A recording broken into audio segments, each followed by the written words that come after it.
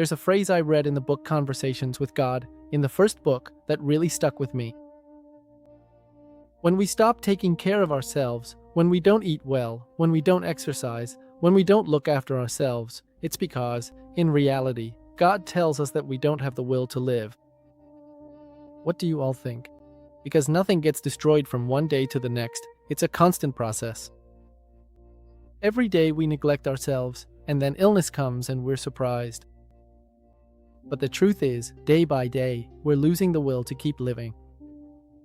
And it's not something conscious, like one day we just say, I don't want to live anymore, but rather, all of this starts quietly in the actions and habits we adopt that end up destroying us. Habits you already know: smoking, drinking, not exercising, resting too much, resting too little. Those little lapses we don't even notice, but that are harming our bodies. Those decisions that seem insignificant, but when they pile up and cause illness, that's when we finally pay attention to them. And what happens when we live in the present and have these habits? We end up sabotaging ourselves. We say, well, it's no big deal. I won't take care of myself today. I'll start tomorrow. It's fine if I eat this thing that's bad for me today, this pizza, this burger, it's no big deal. But then we start to get symptoms and signals from our body. And in that gradual, it's no big deal attitude, all of this turns into a way of neglecting our bodies. Careful, it's not just about the physical side of things. We're not just a body, we're body, mind, and spirit. There's also something internal. It's like some inner part of us is telling ourselves, I'm not that important, I have to neglect myself, it's not worth taking such good care of myself. Honestly, it doesn't matter. And you start comparing yourself, and everyone does the same thing, we're on autopilot. And that's when, in those moments, the disconnection begins. Our body speaks, it's always sending us messages, it's always talking.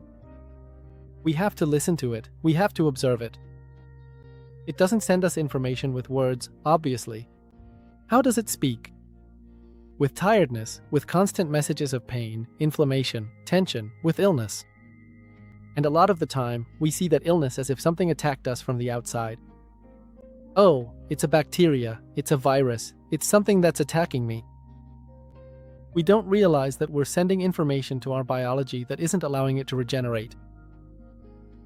We're not giving ourselves that will to live. And I think that very rarely, or maybe never, do we sit down and ask ourselves, at what point did I stop choosing myself as a priority? Because taking care of ourselves isn't just about our health. Self-care is self-love in action. It's telling yourself, I do matter, I do have value. My life deserves to be lived with energy, with presence, with intention. When that inner will isn't reflected, the body feels it. Not as a punishment, we're not victims, but as a consequence of what we're constantly doing in our eternal present. Because the life you're living requires your participation in action, not just intellectually. It needs you to want to be here too, not just like a seed that was born and is at the mercy of what's outside, but for you to also choose to live, not just to exist in survival mode. Many people are alive, but they're not really living, and that's a constant, just look around.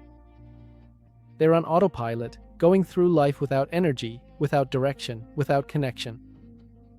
And when that inner spark is lost, everything else starts to deteriorate: your body, your mind, your surroundings. And this doesn't happen because life is cruel, but because you decided to stop sustaining that life, your life.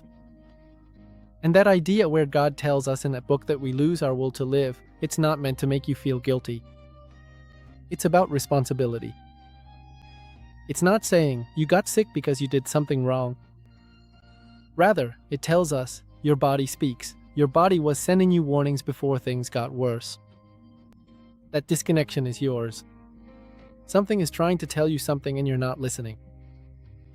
You don't listen to your body. And when we realize that, everything changes, because then taking care of ourselves stops being an obligation and becomes a conscious decision to want to be well, to want to be healthy. You don't eat well just for your health. You take care of yourself because you genuinely want to be alive, because you want to be here and enjoy this life. You don't exercise just for looks. You do it because you want to have vitality, energy, clarity, and to be present in your body in this environment. You don't rest just out of routine, you rest because you know your body regenerates, and that's when life emerges. When you start to see yourself this way, you know everything changes. You start treating yourself differently every day, not out of demand anymore, but out of respect for yourself as a being. No longer from a place of I should or on autopilot, but from I choose this because it's good for me. Because deep down, taking care of yourself is a declaration to yourself. It's telling yourself, I want to be here, enjoy this life, I want to live well, I want to feel fulfilled with my experience. And when that willpower shows up, what do you think happens? Your body responds, your energy shifts, your mind clears up, and your life starts to feel different, more alive. Maybe I think the question isn't, what do I have to do to feel good?